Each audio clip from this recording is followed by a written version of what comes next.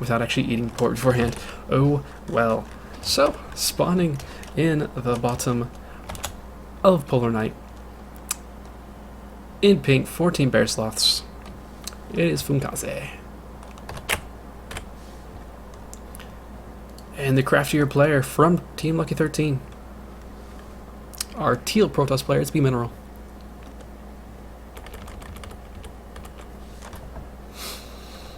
So each game, Bmineral has shown us a different looking build. First game, he went for that proxy Void Ray Rush, which didn't work out too well. And last game, he went for a DT expand build that, honestly, the DTs didn't do too much damage. I think they only got like 3 or 4 worker kills, which, I mean, it's enough when he only used 1 DT. So that worked out, I guess, pretty well in his favor for only 1 DT. But he just managed to have just a much better advantage with his Colossus count, his positioning of the army at his natural base. So that defender's advantage is just such a big deal. And the upgrades. Massive upgrade advantage for Bmineral last game. Was able to take care of his opponent pretty easily there. Slightly quicker gateway coming from Fuinkaze. This opens up his tech path when and how he wants to get structures throughout the mid-game, early mid-game. And again, Bmineral just making sure he's safe, looking out for any proxy 2 gates going on, scouting absolutely everywhere, doesn't want to get caught off guard by something ridiculous. And probes are going to pass each other, not going to see each other. And again, early 2 gases here for Bmineral. So he's, again, allowing himself the capability of going something tech. Super tech heavy. And this still for Fuinkaze could be the same 3 gateway opener. If it ain't broke, don't fix it. Except it didn't really work last game, but oh well. It almost worked. His mid game was more what let him down compared to his opener, so not a big deal. We'll expect to see probably the same thing from him in this case. He is only on the 1 gas still, so. And again, the way he rallies over this Zealot, it's kind of surprising. He's lost it each game without really doing anything. I suppose if your opponent goes for 0 units and is doing something insane, it might do a lot more damage, but so far both games he hasn't really been able to do anything with it being over across the map.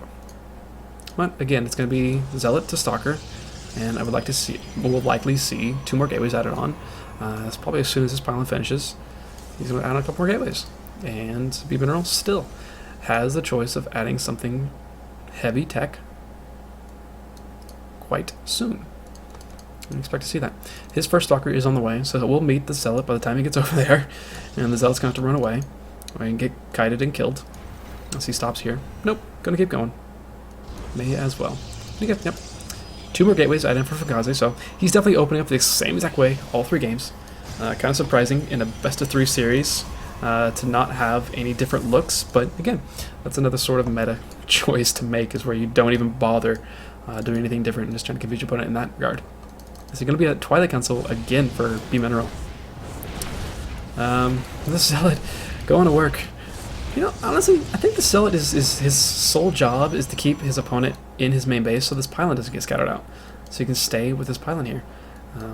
That may be the only reason that, that Zealot exists. It's a distinct possibility. And again, this could be another DT expand. He's got the same setup here. He's got a Stalker and a Sentry.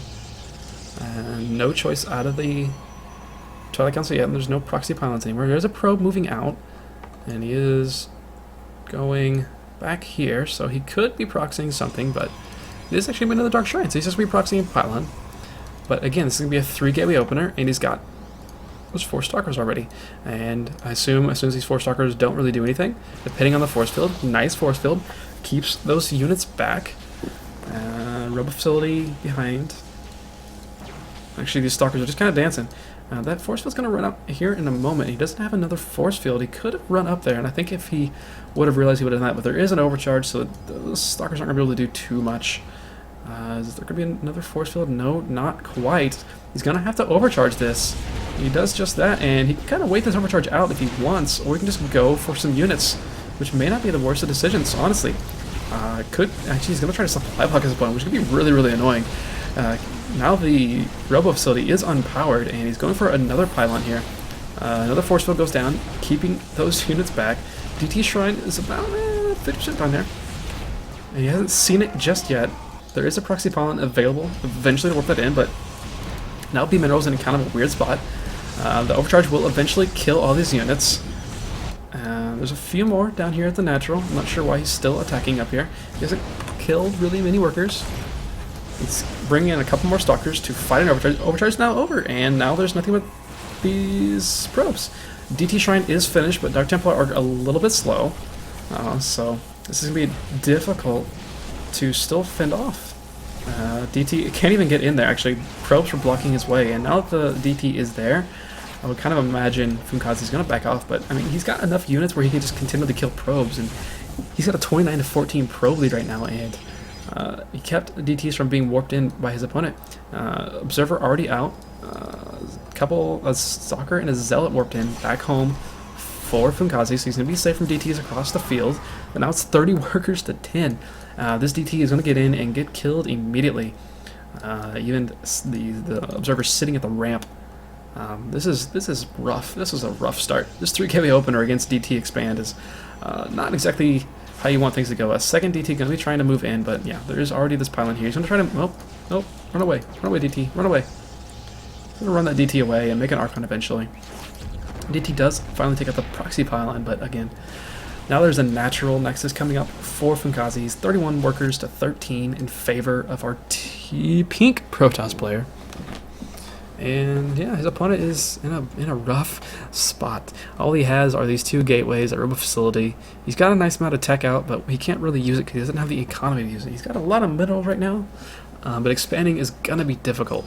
His opponent has a Robo Facility, and he's got 3 gateways up already. So the only issue is that these DTs can always threaten to counter.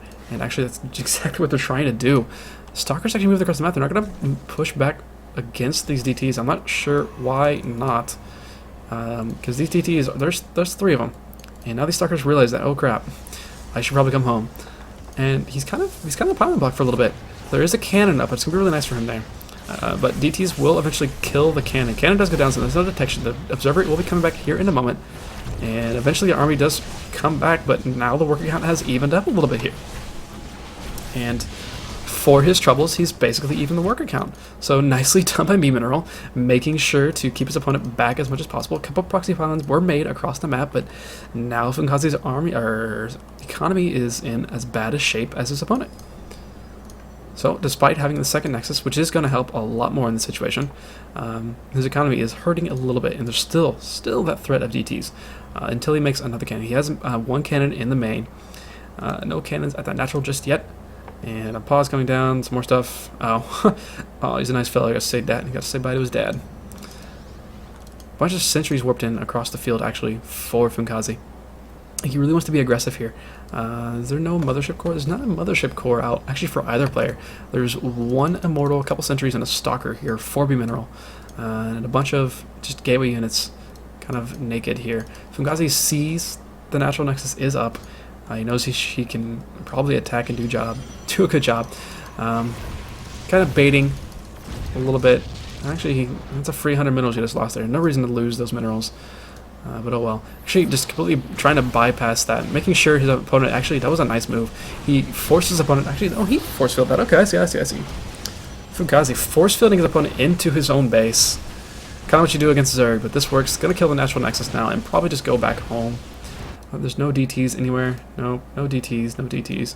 So now his opponent doesn't have a natural nexus. He's got 2 immortals up on the high ground and some force fields, so Bmineral can kind of slice off this army a little bit. Actually using a Phoenix to go scout. I'm not really certain why. I guess he wants to make sure this wasn't cancelled or something. Possibility. Actually, frightening. There's only 1 immortal here for Fuinkaze. A couple more stalkers are joining. The army is kind of even right now, 33 to 26, slightly in favor of Fuinkaze. Not much. Third gateway finally finishing up here for Bmineral, and he is seeing what is going on at his opponent's main base. Just now robotics bit coming in, and Fuinkaze is kind of stuck out here, and just posturing. He really can't push up this ramp, because if he does, he's going to get force fielded in half and lose half his army, and then his opponent can swing across the map and start killing him. He doesn't want that to happen. He does have an observer, which is nice. He's going to be able to shoot from the low ground at regardless. And he actually catches 2 sentries. That is humongous, catching both the sentries. They try to force field and save their lives, but it's not going to happen. He even hallucinates a Colossus. Great pickup there for Fuinkaze. I don't know why those sentries got a little ballsy and moved out front, but that really, really hurts Bmineral's chances here. And I'm not sure whose force field that was. I wish I kind of was able to use the game heart that has the colored force fields. And he's just continually force fielding his opponent in the main base. Make sure he doesn't come down. Hallucinate Colossus don't really break force fields, I don't think. Do they? No, they don't. No way, right? That'd be insane. No, they can walk over them, but they don't break them. Would have been funny. And yeah, this is kind of just getting worse and worse for Bmineral. He's stuck on 1 base. Fuinkaze hasn't really been adding many pros behind this, but it doesn't really matter. He's on 2 bases. His opponent is not on 2 bases. He's up a few workers, but not actually too many. Yes, mouth is drying up, but this is the last game of this series, so which player is going to be able to take this? And Fuinkaze is still, he's just posturing out here, but a Warp Prism, actually a great decision for Bmineral here. He's going to pick up a he's going to throw a DT into the natural. There were no cannons here, so I think he saw it earlier with his Phoenix. But at the same time, he made us lose his entire army. More force fields going down, keeping off part of this army. Cute force field play here by Fuinkaze, but at the same time, he may lose a good chunk of his pros back home while he's losing most of his army. Wasn't able to shoot it the entire time, I think. Yes. Bmineral managed to snipe off the observer for our pink Protoss player, and now he's started killing a good amount of units, and the DT is going to work. He's got 8 kills in that DT. That is impressive. Another Zealot being warped in here as well. He's doing as much damage as he can. The cannon is here. He's going to be able to take care of that. Warping in Stalkers to just make sure the Warp Person goes away, but now Bmineral is able to finally push out of his main, take his natural, but he is still playing from behind. He's going to try to find some way to come back in this game. Adding on a Robo Facility. No. Adding a Robo Facility, or Robo Bay. Good lord. So you can start adding Colossus, but I'm not really sure how much it's going to help him. He's already down 2 Colossus right now, and his opponent isn't probably going to stop making Colossus. He is supply blocked a little bit here. Did he at least get range? He didn't get range again. Fuinkaze, my brother. Get range, son. You should really get range. It's a good unit, having range. Anywho. Bmineral finally able to take this natural. So nice for him there. And he still has this Warp Prism. Be able to pop in and do a lot of damage whenever he wants to. Neither player actually has any upgrades. The first forge is being put on the map now by Bmineral. Hopefully trying to get some in. Bmineral warping it in a good amount of 3 Zealots here, but there's a cannon. Zealots might get some probe kills. Actually, I think he's going to directly for the cannons so he can warp in DTs, which would be hilarious. He's going to be able to get it. He's going to be able to get it. Gets warps in a... That's Fuinkaze Stalker. Okay. Stalker going to work on that Warp Prism. The Zealot's still alive, actually getting a lot of work done. The workers killed in this game is pretty ridiculous. 25 workers, 17 workers killed. Warp Prism does get away. Cannon is gone, however, now, so now DTs can be a huge issue for Fuinkaze to deal with. He's finally adding on a cannon, and does have one at his natural as well. 36 to 26 workers in favor of Fuinkaze. Did he cancel this? No, he's still just adding on Immortals. No Colossus yet for our Teal Protoss player. Only 3 right now for Fuinkaze. And again, he doesn't have range. Why don't you have range? How sad. How sad. Oh, Warp Prism. Warp Prism. Warp Prism, you ballsy bastard. How'd it get through there? Somehow I got through there.